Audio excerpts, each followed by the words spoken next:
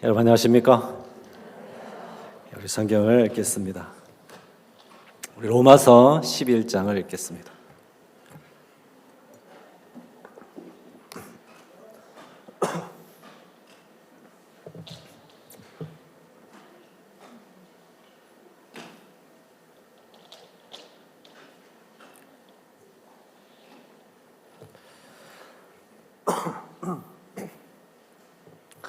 강대성 위에 불 좀 잠깐 켜주십시오.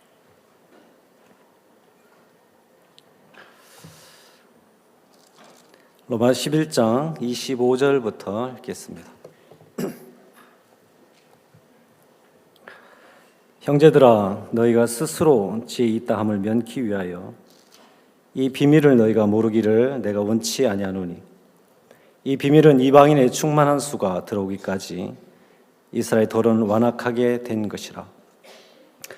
그리하여 온 이스라엘이 구원을 얻으리라. 기록된 바 구원자가 시온에서 오사 야곱에게서 경건치 않은 것을 돌이키시겠고, 내가 저희 죄를 없이 할 때에 저에게 이루어질 내 언약이 이것이라 함과 같으니라. 복음으로 하면 저희가 너희를 인하여 원수된 자요, 택하심으로 하면 조상들 인하여 사랑을 입은 자라. 하나님의 은사와 부르심에는 후회하심이 없느니라.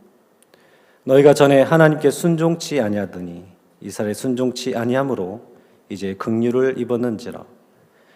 이와 같이 이 사람들이 순종치 아니하니 이는 너에게 베푸시는 긍휼로 이제 저희도 긍휼을 얻게 하려 하심이니라. 하나님이 모든 사람을 순종치 아니하는 데 가운데 가두어 두심은 모든 사람에게 긍휼을 베풀려 하심이로다. 깊도다 하나님의 지혜와 지식에 부유하며 그의 판단은 측량치 못할 것이며 그의 길은 찾지 못할 것이로다. 누가 주의 마음을 알았느뇨? 누가 그의 모사가 되었느뇨? 누가 주께 먼저 드려서 갚으심을 받겠느뇨? 이는 만물이 주께서 나오고 주로 말미암고 주에게로 돌아갑니다. 영광이 그에게 세세에 있으리로다. 아멘.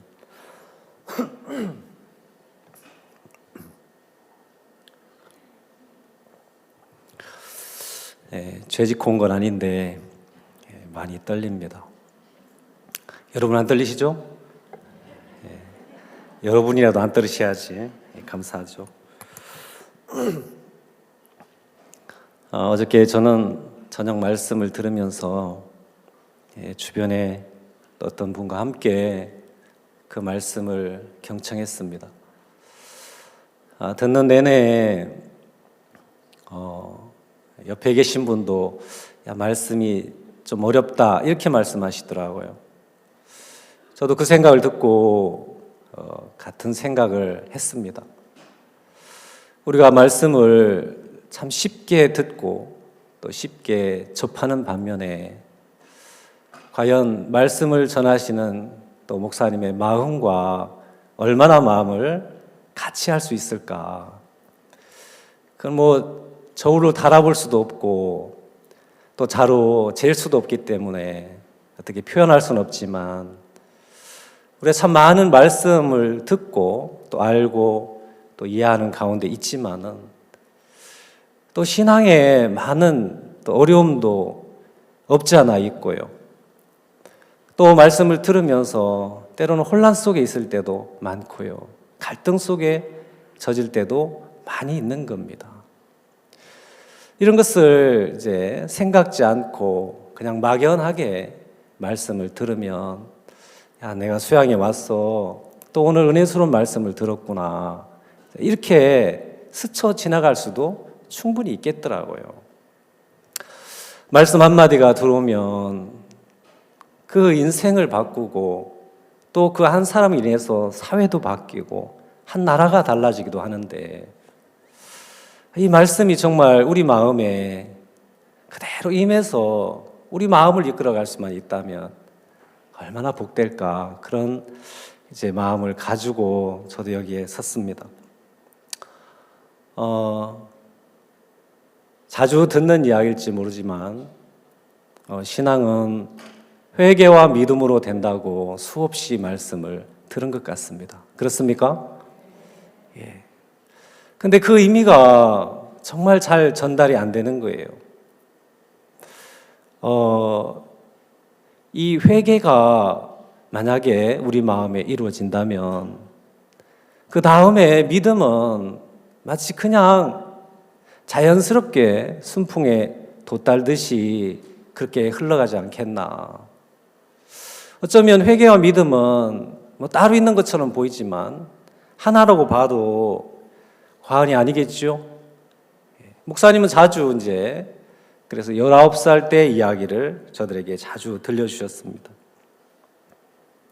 그래서 오늘은 뭐 다른 것 말고 믿음에 대한 이야기는 종들이 많이 들려주시니까 좀 오늘은 좀 쓴소리를 같이 나누면 어떨까 싶습니다. 괜찮죠? 예, 늘 단 것만 먹으니까 충치도 생기고 당뇨도 생기는데 오늘 좀 쓴나물을 함께 먹겠습니다. 괜찮죠? 그래서 우리가 좀 마음을 좀 내려놓고 그동안 많은 은혜도 입었겠지만 은혜도 좀 내려놓고 또 여러분 구원도 받았지만 하나님이 입히신 그 의도 한번 벗어나 보고 또 지금까지 참 많은 신앙 안에 수준도 많이 높여놓았을 텐데 그것도 좀 내려놓고 하나님이 말씀하시는 인간의 본연으로 돌아가서 하나님은 과연 우리를 어떻게 말씀하시나 그 이야기를 좀 마음에서 듣고 우리도 함께 마음을 하나님과 나눴으면 합니다. 제가 해남에 첫 사역지를 이렇게 갔었는데요. 그때에 진도 예배당을 이제 건축을 다시 했습니다. 원래 가건물처럼 조립식이 돼 있었는데 그 건물이 좋지 않아서 바로 옆에 이제 빈 땅에다가 예배당 공사를 시작한 거예요. 전에는 이제 조립식이었기 때문에 무게가 별로 없는데 이제 벽돌로 세멘트로 이제 건물을 지으니까 꽤 무게가 이제 하중이 실리는 겁니다. 근데 이 터가 한 3분의 2는 이제 다져진 땅이고요. 이 건물은 이제 구조가 이제 평수가 있으니까 그 좀 늘렸는데 늘린 부분에는 기존에 다져진 땅이 아니고 땅을 퍼다가 이렇게 복토를 했습니다. 그러니까 좀 무르지요. 이제 땅이 무른 상태에서 이제 건물을 지은 거예요. 그 세멘트를 이제 기초 공사를 하고 거기다가 벽돌을 쌓고 건물을 멋지게 지었습니다. 너무 좋은데 이제 사택을 어디에 얹혔냐면 그 무른 땅에다가 사택을 앉힌 거예요. 처음엔 괜찮았는데 시간이 조금 지나가다 보니까 방바닥에 자꾸 뭐가 굴러다니더래요. 공도 놓으면 굴러가고 우유병도 놓으면 굴러가고 자꾸 굴러가는 거예요, 한쪽으로. 야, 왜 자꾸 이게 굴러다니냐 하고 이제 방에 있을 땐 잘 몰랐는데 밖에 나와 보니까 건물이 이렇게 쪼개지고 있는 거예요. 기존에 다져진 땅에는 그대로 견디고 있는데 새로 복토를 한 그곳에는 이제 땅이 무르니까 자꾸 치마가 일어나가지고 건물이 이렇게 이제 쪼개지기 시작했어요. 그래서 이제 그 땅을 다시 팠습니다. 땅을 파고 그걸 다시 이제 들어 올려서 거기다가 돌을 넣고 세멘트를 넣고 그래서 이제 그 기초를 다시 닦은 거예요. 그래서 지금까지 이제 건물이 안녕하신데 여러분 이 신앙에 있어서 예배당 건물만 그런 게 아니고 우리에게도 이런 일이 참 많이 주변에서 일어나고 있다는 사실을 부인할 수가 없습니다. 제 개인에게도 그렇고요. 또 주변의 형제 자매들도 그런 동일한 이제 일들을 신앙 안에서 겪고 있는 거예요. 그래서 회개 없는 믿음 정말 위험하고 회개 없는 믿음은 사실 있을 수도 없는 것이지만 그것은 점차 기울어져가는 건물과 같은 겁니다. 참 위험하고 또 어느 때일지 모르지만 이런 귀한 복음을 생명을 전해준 교회를 향해서 또 돌을 던지고 대적을 하지 않을까 그런 우려가 있는 거죠. 이해가십니까? 예, 좀 딱딱하죠? 예, 오늘 쓴나물 먹기로 했잖아요. 우리 김성원 목사님은 제가 아무리 봐도 이해를 할 수 없어요. 이분 신의 입이야. 그래가지고 아무리 재미없는 말도 그 입에서만 나오면 재미있고요. 저는 또 이게 은사가 또 반대예요. 제가 한때는 나도 한번 재밌는 이야기를 해봐야 되겠다. 제일 재밌는 이야기를 강대상에 해보니까 그날 예배하기 너무 힘들었어요.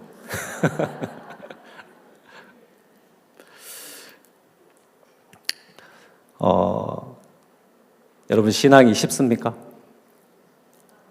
더 딱딱하게 한번 해보겠습니다.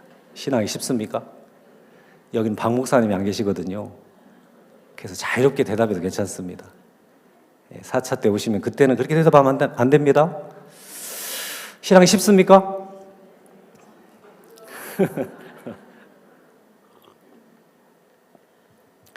그냥 어렵게 말고요. 아주 쉽게 설명할게요. 제가 요즘에 이제 철이 좀 늦게 들어가지고 요즘에 영어 공부를 좀 하려고 합니다. 그래서 이 세월만 보내야 될 게 아니고 영어도 뭔가 길이 있을 것 같은데 무작대기로 외워 제키고 막 문장 외우고 이런 거 말고 원어민들이 하는 영어 좀 배우고 싶다. 그 마음이 들어가지고 많이 찾았어요. 근데 제가 하나를 딱 잡았어요. 야, 이거였구나 하고 이제 딱 잡았는데 그 방법대로 영어를 좀 해보니까 영어가 너무 쉬운 거예요.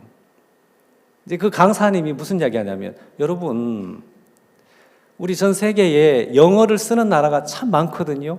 그렇죠? 예. 또 언어도 다양한데 그 중에 왜 이 영어가 세계 공통어가 됐습니까? 질문을 했어요. 여러분도 대답 한번 해보십시오. 많은 언어 중에 왜 영어를 세계 공통어로 선택했을까요?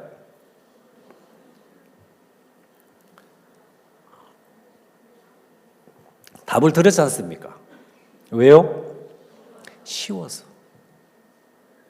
가장 쉬운 언어이기 때문에 영어를 세계 공통어로 쓴 거예요. 근데 그 쉬운 영어를 가장 어렵게 구사하는 이제 나라가 일본하고 대한민국이에요. 그리고 우리는 오랫동안 일본의 영향을 받고 살았기 때문에 이 공부법이 일본에서 건너온 거예요. 그래서 여러분이 영어를 정말 어렵게 배운 겁니다. 그래가지고 토플 시험 이런 거 보면 세계에서 제일 잘 보는 나라가 대한민국 사람이죠. 문법 제일 영어를 잘하는 그 나라가 대한민국입니다. 그래서 미국에 공부하다가 미국 학생들이 문법을 모르면 누구한테 물어볼까요? 대한민국 학생한테 문법을 물어보면 아주 정확하게 가르쳐 준대요. 그럼에도 불구하고 말 한마디 구사를 제대로 못하는 나라가 또 대한민국 사람들이에요. 그거 참 신기하죠? 자, 여러분이 구원받을 때 어떻게 받으셨습니까? 어렵게 받으셨습니까? 정말 힘들게 받으셨습니까?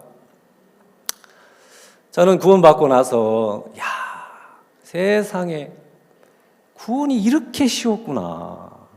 이런 구원을 몰라서 지금까지 내가 구원을 받지 못하고 이렇게 갈등을 했구나 싶으니까 그날부터 달려나가가지고 전도했습니다. 누가 전도하라고도 안 했어요. 아무나 붙들고 예수 믿습니까?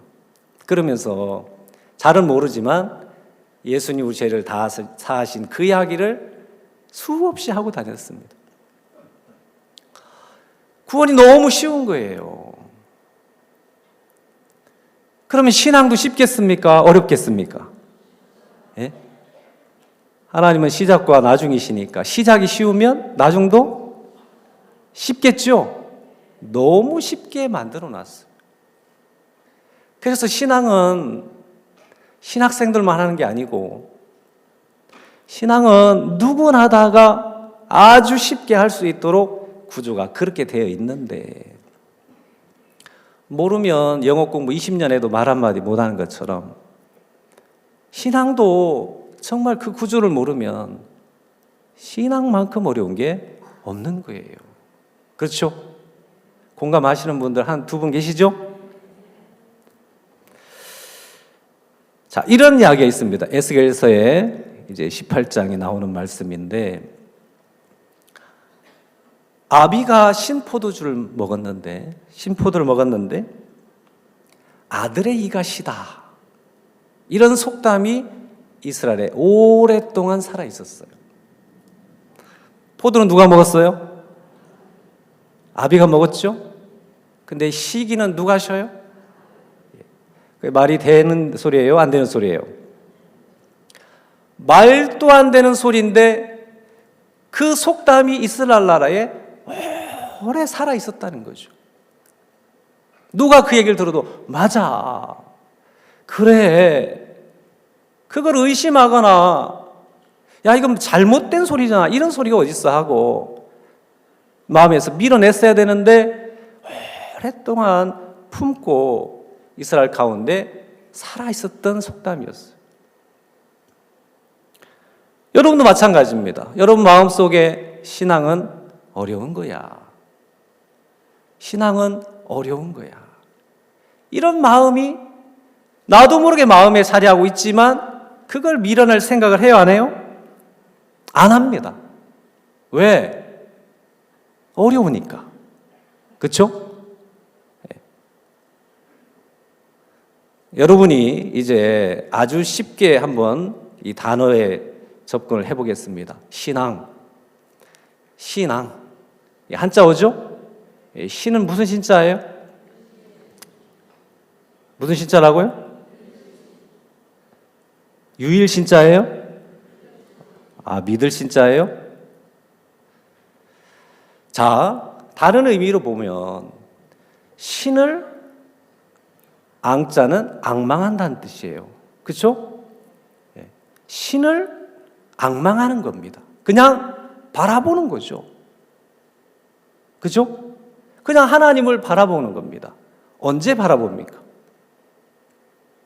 내게 길이 없을 때. 그렇죠? 내가 할 수 없을 때. 그때 하나님을 향해서 하나님하고 하나님을 바라는 거예요. 그냥 그게 신앙이에요. 그게 어렵습니까? 하나님 쳐다보기 어려워요? 이제 대답도 안 하시네. 넘어서서 그렇죠? 자, 그 다음에 믿음.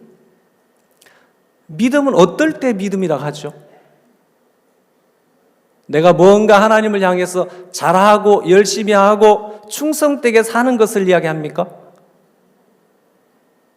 믿음은 그런 게 아니었어요. 예를 들어서 내가 지금 미국에 가야 되겠는데 미국에 갈 여비가 10원도 없는 겁니다. 그래서 가긴 가야 되겠는데 갈 수 있는 여건이 안 되는 거예요. 그걸 누군가 알고 목사님 미국 가신다면서요. 예, 근데 제가 여비가 없습니다. 그거 압니다. 그래서 제가 여비를 준비했고 티켓을 준비했는데 걱정하고 하지 마시고 다녀오세요. 자, 그러면 내가 그분을 이야기를 듣는 그 순간에 내 짐이 다 어디로 갑니까? 그분에게 다 위임이 되는 거예요. 그럼 내가 미국 갈 수 있는 모든 조건은 내게 1%도 없어도 괜찮아요. 그렇죠? 예. 내게 1%도 없어도 괜찮고 저분에게 있으면 되는 거니까. 그때 우리는 내가 당신을 믿겠습니다. 그게 믿음이잖아요. 맞아요? 자, 그러면 실제로 이제 그것을 위해서 노력하고 애를 쓰는 분은 날까요? 그분일까요? 그분이 되죠? 그래서 믿음 안에는 어려움이 없어야 됩니다. 그렇죠? 내가 누군가를 믿는다면 그 믿음은 내게 짐이 없어야 되는 거예요. 맞습니까? 그렇기 때문에 내가 신앙을 한다, 내가 하나님을 믿는다 했을 때는 내게 짐이 없는 상태를 가리키는 거예요. 쉬워요? 어려워요? 그 상태는 쉬운 거예요. 자, 은혜. 우리가 자주 쓰는 은혜 단어 있죠? 자, 은혜도 마찬가지입니다. 나는 한 것이 아무것도 없는데 값없이 주어지는 선물이죠. 값없이 주어지는 선물. 그러면 내가 은혜를 입을 때 내게 무슨 짐이 있겠습니까? 내게는 아무런 짐이 없는 거예요. 맞아요? 네. 긍휼 역시 마찬가지죠. 우리가 자주 쓰는 이런 단어 속에서 신앙의 모습을 찾을 수가 있는데 신앙 안에는 결코 우리는 할 일이 아무것도 없는 거예요. 그래서 신앙 안에 일하시는 주체는 누구예요? 하나님이고 우리는 쉬고. 좋습니까? 그것도 어려우면 안 되죠. 그간에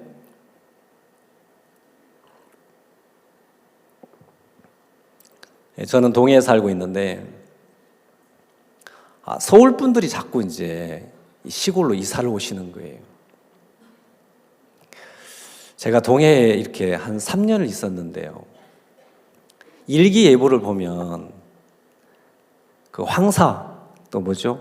그 미세먼지 항상 이게 이제 뉴스에 이렇게 날씨에 보면 나오는데 그 황사하고 미세먼지가 유일하게 없는 도가 바로 강원도예요. 강원도에서도 태백산맥 넘어 거기에 이제 있는 도시가 여기 강릉, 그 다음에 속초, 그 다음에 동해, 삼척 여기에요. 유심히 안 보셔도 그런데 한번 오늘부터 유심히 보세요. 그러면 색깔로 이쪽은 노랗고 이쪽은 파래요. 그럼 여러분 어디에 사셔야 좋겠습니까? 여기 서울 분들이 많이 오셨는데 얼굴 봐도 때깔이 금방 표시 나요. 예? 그 먼지를 많이 마셔가지고 이 얼굴 색이 별로 안 좋아요. 근데 이제 이쪽에 공기가 좋으니까 이쪽으로 이사를 많이 오시는 거예요. 이제 강남교에 헐빈할지도 몰라요. 다 이쪽으로 이사 오시면. 그리고 날씨도 얼마나 따뜻한지 몰라요. 지금 지난 한파 때 이쪽 날씨가 영하 8도였어요. 근데 요 태백사막 바로 넘어서 온도가 마이너스 20도였어요. 전국 날씨가 한파로 꽁꽁 이제 얼었을 때 여기는 영하 8도였어요. 따뜻하죠? 예. 그래서 이쪽에는 무화과도 잘 돼요. 동해는 무화과가 많이 열리는데 따뜻해서 그렇습니다. 그래서 이제 사람들이 자꾸 이사를 와요. 근데 이제 저 예배당 앞에도 건물이 이렇게 이제 그 아파트 건물이 많이 들어섰는데 한 분이 거기에 이제 이사를 오신 거예요. 이사 오셔가지고 8층에서 이제 우리 정면 예배당을 이렇게 딱 보이는 곳인데 입주해가지고 이제 그 창문으로 우리 예배당을 이렇게 봤대요. 이렇게 딱 보니까 야, 세상에 저렇게 아름다운 예배당이 있구나. 그러면서 이제 이분은 뭐 아무것도 몰라요. 그러면서 내가 저 예배당에 가서 예배를 드려야 되겠다. 그래가지고 주일날 예배 오셨어요. 나는 처음 보고 얼굴이 보니까 좀 낯이 익어서 서울에서 오신 어떤 자매님인 줄 알았어요. 근데 예배 드리고 얼른 이제 가시길래 인사도 못하고 가셨는데 다음 주에 또 오셨어요. 그리고 또 인사 않고 그냥 바로 가셨는데 제가 그 다음 주에 이제 다른 곳에서 예배를 드려가지고 없었는데 그때 이제 그 앞에 큰 예배당에 가셨다 가더라고요. 원래 이분이 장로교 교인인데 모태신앙인데 이제 저에게 오셨던 거예요. 2번 말씀을 들었어요. 그리고 세 번째는 자기가 다니던 그 장로교 그 앞에 이제 장로교라서 동해에서 제일 큰 장로교 거기를 찾아갔는데 그 다음 주에 이제 저희 교회를 오셨더라고요. 오셔가지고 이제 저하고 면담을 했는데 그 이야기를 하는 거예요. 목사님, 제가 이 교회 왜 온지 압니까? 왜 왔습니까?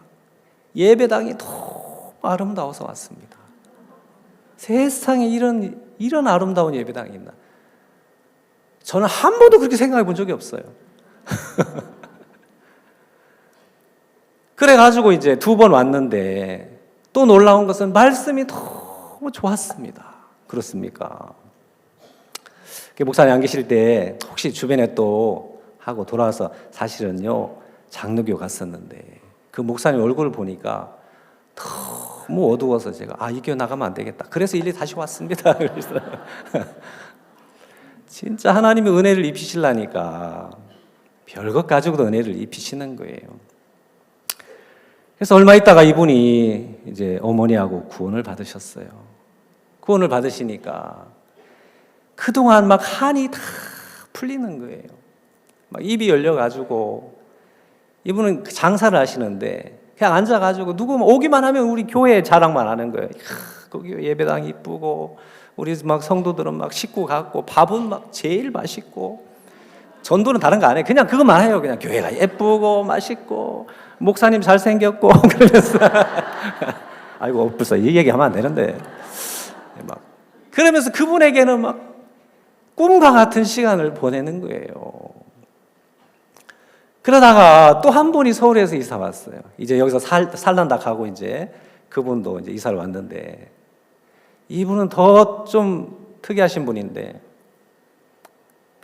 이분은 천주교에 오래 다니시다가 신앙에 대한 회의를 느껴가지고 하나님은 없다. 이제 잘했죠? 천주교 다니시다가 하나님은 없다. 마음이 이렇게 선을 딱 지었어요. 그래가지고 이제 어디에 심취했냐면 철학에 심취를 했어요. 그래가지고 철학서적을 그렇게 많이 보신 거예요. 말을 얼마나 잘하시는지.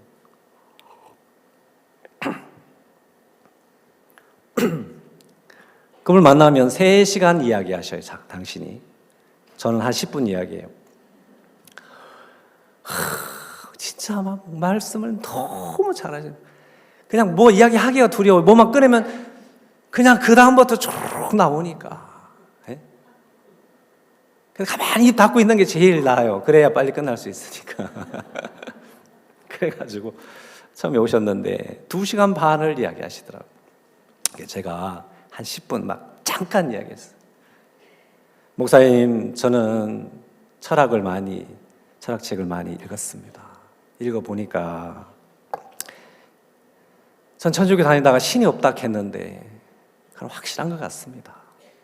그래가지고 이제 철학에 빠지면서 이분이 오랫동안 거기에 이제 심취돼 있는데 철학인들이 이제 자주 성경을 인용해가지고 철학책에다 기록을 해놓은 거예요. 성경을 인용해가지고. 그러면 그때마다 이제 철학서적에 이제 빠져 있는데 성경 구절이 자주 나오니까 성경에 대한 궁금증이 생겼어요. 야, 성경도 좀 배우고 싶다. 그래가지고 이분이 내려오자마자 이제 우리 자매님하고 이렇게 어떻게 만났는데 원래 우리 부치님하고 모치님이 전세를 살았던 그 집의 주인이에요. 근데 이제 나오시고 그분이 살려고 아예 이제 들어오신 거죠. 그래서 이렇게 이제 자매님하고 연결됐는데 이분께서 이제 성경 공부를 하고 싶다는 거예요. 원래 그건 누가 먼저 이야기해야 돼요? 제가 해야 되죠? 예. 근데 이분이 이제 저절로 막 오신 거예요. 저절로 오셔가지고 성경 공부를 이제 하고 싶은 뉘앙스를 자꾸 풍기시길래 제가 성경 공부합시다 그랬더니 막 얼싸 좋다 하고 막 손을 꼭 잡았어요. 그래서 이제 성경 공부가 시작됐는데 신은 없고, 그렇죠? 신은 없고 성경은 궁금하고 그러니까 도대체 이게 마음이 맞지 않는 거예요. 어떤 말씀을 이야기해도 마음에 늘 부딪혀지니까 하루는 성경 공부 그만해야 되겠다. 한 4번인가 했는데 그만하고 싶은 마음이 막 들어왔어요. 너무 잘 된 거죠. 그래가지고 기회다 싶어가지고 한 번만 더 만나자. 그래서 만났는데 그날 제가 하고 싶은 이야기를 했어요. 참 신기하게도 이분은 마음이 좀 깨끗해요. 하나님도 없지만 티도 없어. 깨끗해 마음이 그냥. 야, 그러니까 이제 대화가 참 잘 됐는데 이분께서 이제 말씀이 마음에 하나씩 들어가니까 몇 번 만나지도 않았는데 지난 1차 때 저녁으로 2번 오셨어요. 저녁으로 2번 오셨는데 그때 구원을 받아들였어요. 이분이 늘 하는 소리가 뭐냐면 목사님, 나는 그 하나님이 안 믿어집니다. 늘 입버릇처럼 하는 얘기 그거예요. 나는 그 하나님이 안 믿어집니다. 저는 하나님에 대한 이야기를 계속하면 이분은 그 하나님이 안 믿어지는 거예요. 믿어지면 얼마나 좋아, 그죠? 예. 안 믿어지는 사람은 안 믿어지는 이유가 있겠죠? 예. 그래서 그 이야기를 좀 하니까 이분은 정말 자기가 어떻게 마음이 어떤 줄을 전혀 모르시는 거예요. 정말 부지런하셔. 아침부터 저녁까지 너무 부지런하고 성실하고 하여튼 외모를 볼 때는 흠이 없는 분이신데 이렇게 자기에 대한 신뢰가 크다 보니까 하나님에 대해서 믿음이 안 생기는 거예요. 여러분, 믿음은요, 믿음을 갖는 게 아니에요. 믿음은 그냥 오는 거예요. 그렇죠? 예, 내 속에서 가져지는 게 아니고 외부로부터 오는 거예요. 그게 믿음인데 이분은 마음이 너무 높으니까 믿음이 안 생겨서 막 그렇게 어려워하시더라고요. 그런데 이제 종교에 대해서 이야기하시는데 종교는 다 똑같습니다. 결국 선하게 살자 그거 아닙니까? 첫날에 제가 아주머니, 우리가 믿는 이 신앙은 종교와 다릅니다. 종교는 인간이 잘하는 거지만 신앙은 누가 잘하는 겁니까? 하나님이 잘하는 거잖아요. 저는 신앙을 이야기하고 싶습니다. 그러면서 이제 신앙에 대한 이야기를 하게 되면서 그분이 말씀이 이제 그분의 마음을 하나씩 낮춰주시니까 너무 쉽게 구원받는 거예요. 뭐 특별한 이야기도 안 했는데. 여러분, 우리는 우리 자신에 대한 모습을 잘 모릅니다. 그렇죠? 우리가 얼마나 하나님 앞에 어떤 사람인지에 대해서 우리는 정말 모르는 거예요. 우리는 그동안 종교 생활에 신앙 생활을 한다고 하면서도 실제 마음에서 일어나는 마음을 보면 신앙인이 아니라 종교인의 삶을 살아갈 때가 너무 많은 겁니다.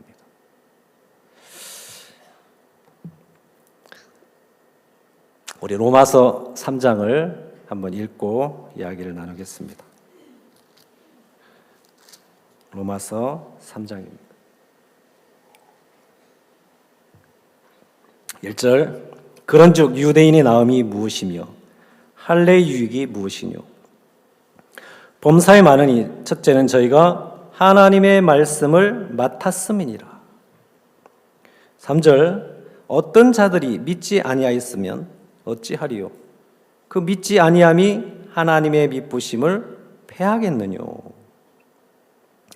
자, 이 3절을 보면 1절, 2절, 3절.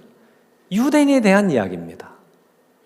자, 유대인들은 하나님의 이 신앙의 세계에서 아주 특별한 사람들이죠. 그들은 선민 사상 아주 투철하고요. 유일신 하나님. 그들은 오래전부터 하나님에 대한 관계가 유별난 족속입니다. 여러분하고 좀 다르죠? 자, 성경 이제 둘로 나누는데 유대인과 그 다음엔 이방인, 그렇죠? 이렇게 둘로 나눕니다. 여러분은 이방인이에요? 이스라엘 민족이에요? 여러분은 유대인이 아니죠?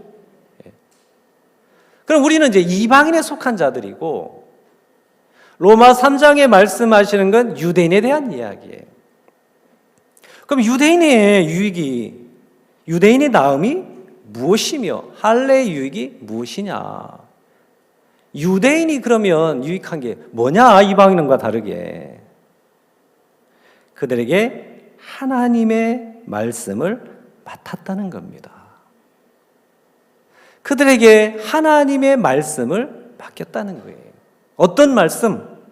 자, 3절. 어떤 자들이 믿지 아니하였으면 어찌하리요? 그 믿지 아니함이 하나님의 미쁘심을 패하겠느뇨? 이게 말씀이죠? 대답을 해야지. 네, 대답을 하셔야 됩니다. 자, 이 3절의 말씀은 어떤 사람들이 믿지 아니하였으면 어찌하리요? 믿었어요, 안 믿었어요?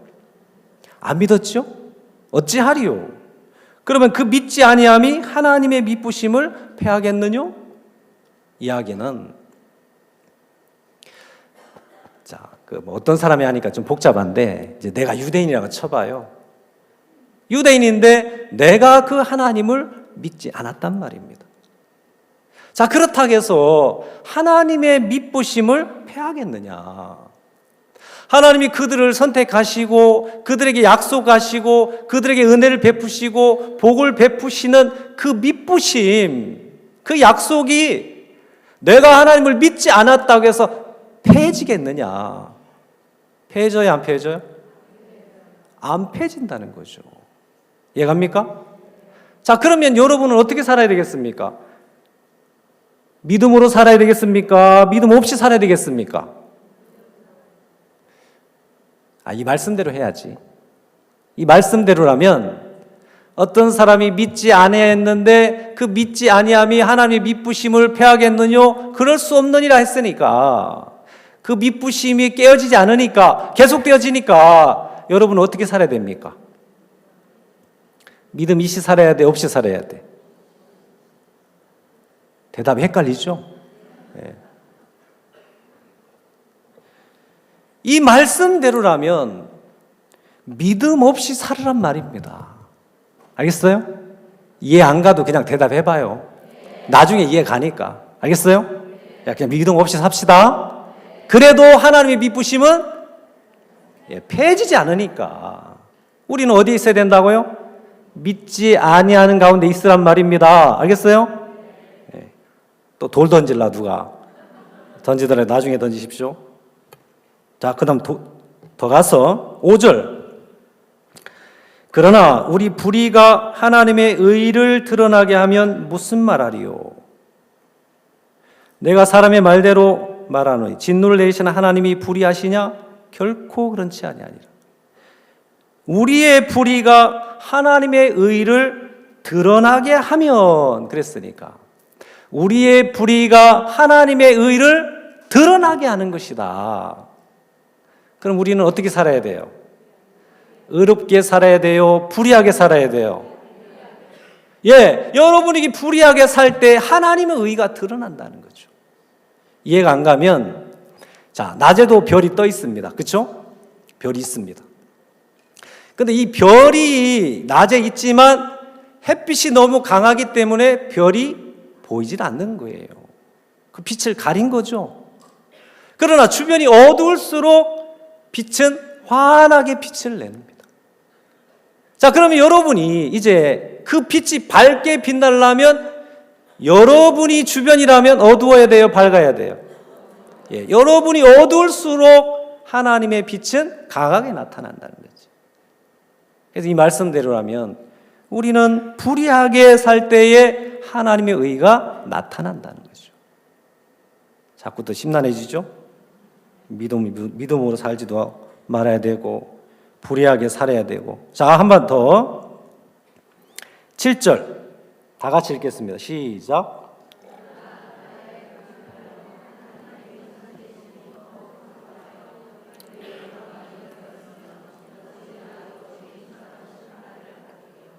나의 거짓말로 하나님이 참되심이 더욱 풍성했다.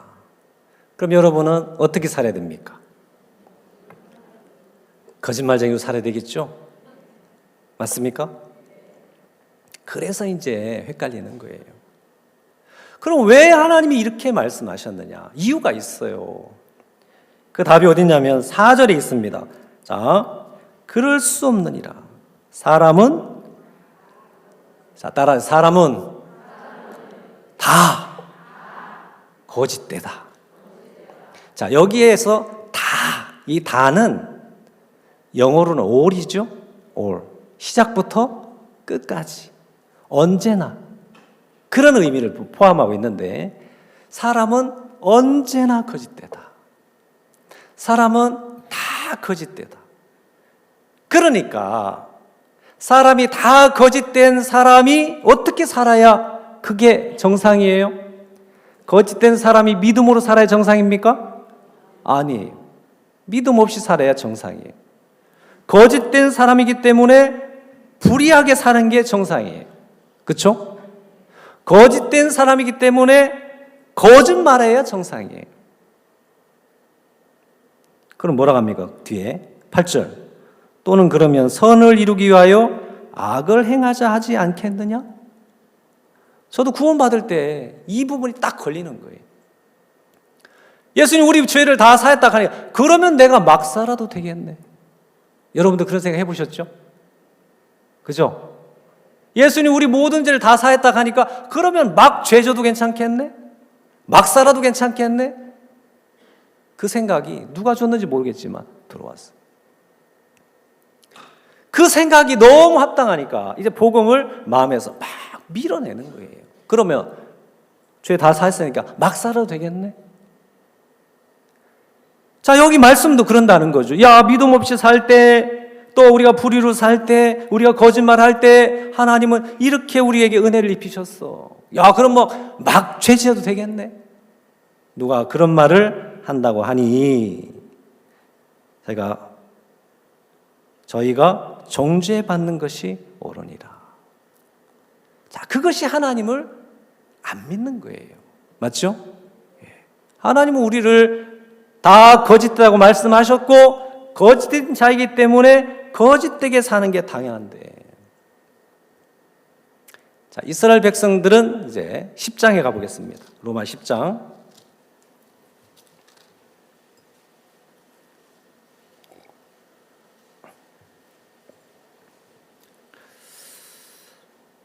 1절. 형제들아, 내 마음에 원하는 바와 하나님께 구하는 바는 이스라엘 위함이니 곧 저희로 구원을 얻게 함이니라.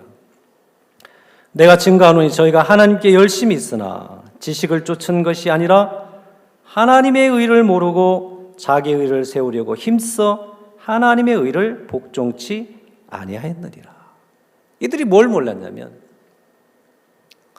하나님이 이런 3장의 이 모습으로 그들을 부르시고 그 모습대로 하나님의 은혜를 베푸시려고 불렀는데, 정작 이스라엘 백성들은 하나님의 의를 모르고 자기 의를 세우려고 오히려 힘써서 하나님의 의를 거부했단 말입니다. 맞죠? 그래서 하나님이 그 구원을 이방인에게로 돌린 거예요. 자, 더 넘어가서 오늘 읽었던 말씀을 좀 읽어보겠습니다. 형제들아, 너희가 스스로 지혜 있다 함을 면키 위하여 이 비밀을 너희가 모르기를 내가 원치 아니하노니, 이 비밀은 이방인의 충만한 수가 들어오기까지 이스라엘 더러는 완악하게 된 것이라. 여러분, 이제 이스라엘 백성들에게 값없이 주어진 은혜를, 그들이 의를 세우려고 하나님의 의를 밀어내니까 그 은혜를 이방인의 시대로 넘긴 거예요. 그래서 지금 여러분이 그 때를 살아가고 있는 것입니다. 자, 더 가서 11장 11절. 그러므로 내가 말하노니 저희가 넘어지기까지 실족하였느뇨? 그럴 수 없느니라. 저희가 넘어짐으로 구원이 이방인에게 이르러 이스라엘로 시기나게 함이니. 그 다음에 14절. 이는 곧 내 골육을 아무쪼록 시기케 하여 저희 중에서 얼마를 구원하려 함이라.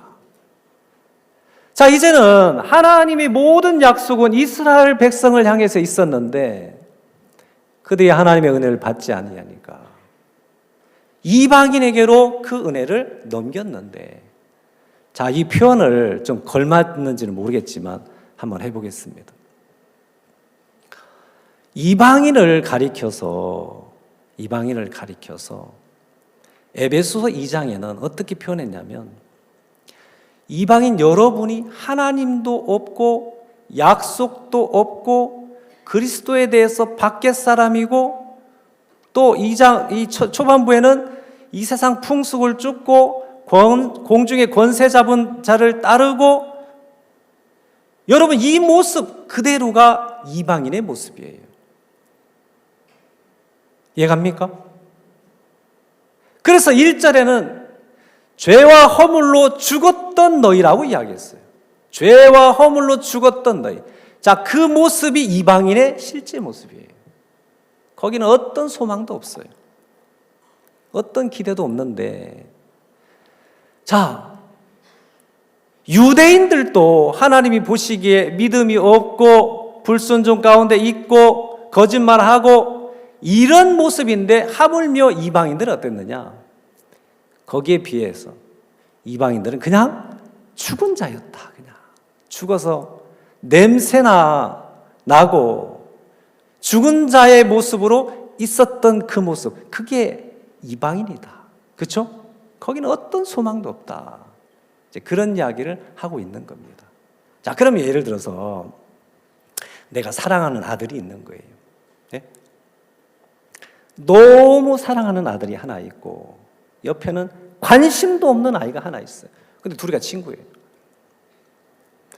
내가 내 아들을 먹이려고 정말 귀한 산사물제 한 1,000만 원짜리 하나 사가지고 온 겁니다. 또 목사가 또 1,000만 원짜리 산삼 사구나 그러면 안 돼요?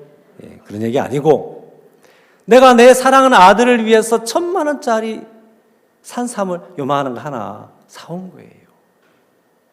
아들아, 내가 너를 위해서 산삼을 사왔다. 이게 1,000만 원짜리야. 그러니까 입을 안 벌리는 거예요. 먹이려고 해도 안 먹는 거예요. 그러면 부모는 애 타요, 안 타요? 애가 타겠죠? 너무 사랑하는 마음에 1,000만 원이나 투자해가지고 산삼을 사왔는데 안 먹어. 너무 열받는 거예요. 그래서 이제 어떻게 하면 먹을까? 그래가지고 아들을 이제 시기나게 하려고 옆에 관심도 없는 아이를 불렀어요. 너 이리 와봐라. 예, 너 이거 내가 1,000만 원 주고 산 건데 너무 귀한 산삼이야. 이야. 근데 이거 있잖아. 너를 줄게. 해봐. 그랬더니 얘가 막 입을 제비처럼 쫙 벌리네요. 안 벌려야 되는데. 예? 얘가 입을 벌리는 거야. 그런데 이제 시기나게 하려고. 그러면 혹시나 얘가 받아 먹을까봐. 해봐. 하고 입에다 막 넣으려겠는데 얘는 관심도 없는 거예요. 그쵸? 해봐. 자, 씹어. 막 손. 원래 한 뿌리 다 줘야 되는데 그렇게 안 하고 막 꼭 잡고 실뿌리만 탁 남기고 막 먹어.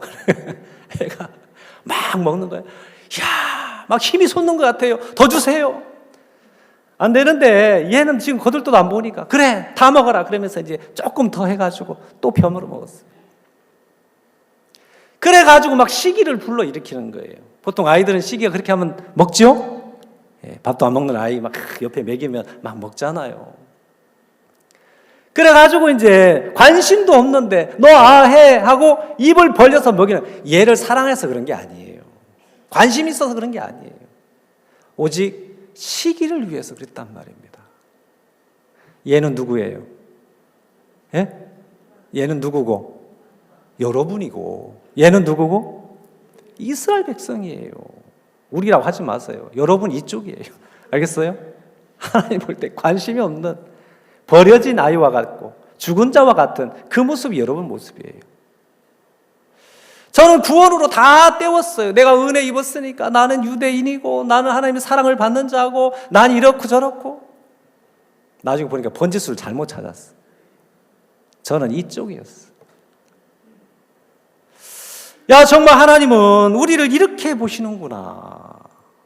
근데 우리가 어떻게 은혜를 입은 거야 보니까, 자, 보겠습니다. 30절. 너희가 전에 하나님께 순종치 아니하더니 이스라엘 순종치 아니함으로 이제 긍휼을 입었는지라. 너희가 전에 하나님께 순종치 아니하더니, 순종했어요, 안 했어요?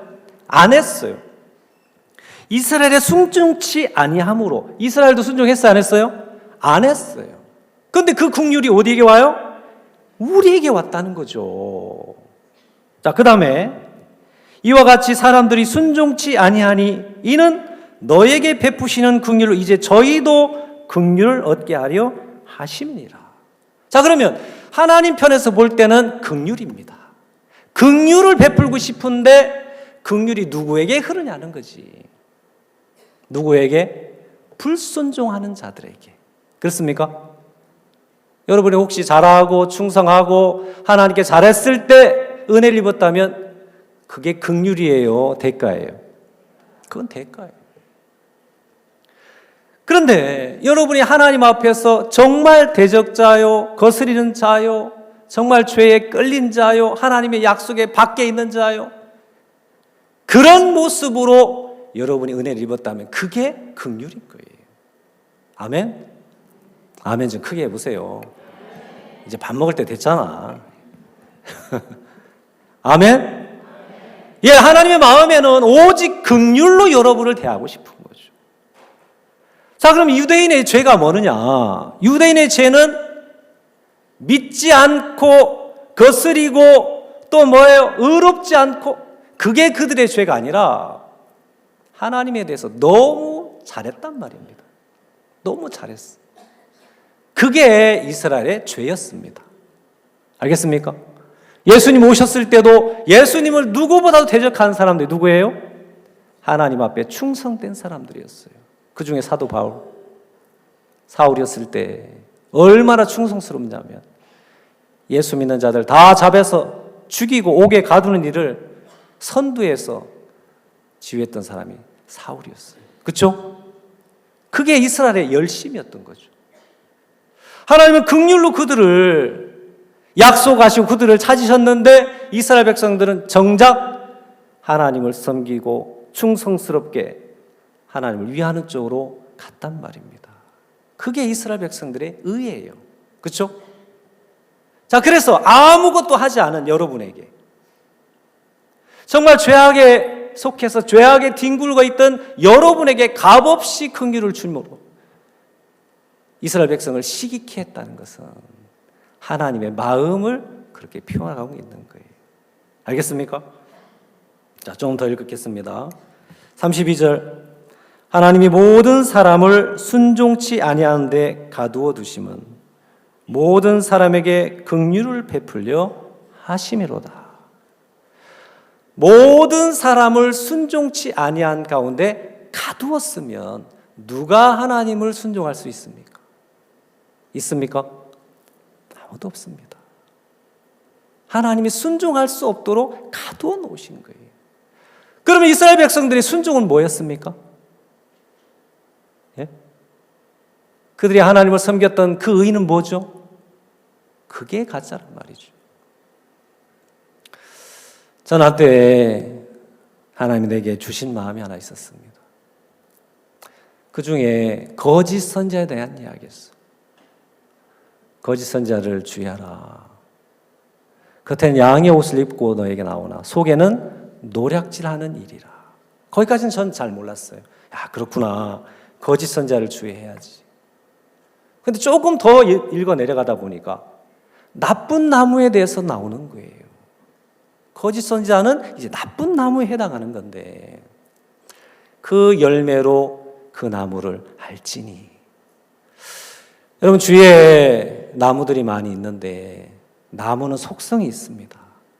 감나무는 무슨 열매를 맺나요? 밤나무는 무슨 열매를 맺죠? 잘 압니까? 그러면 나쁜 나무는 무슨 열매를 맺습니까? 예, 그렇죠.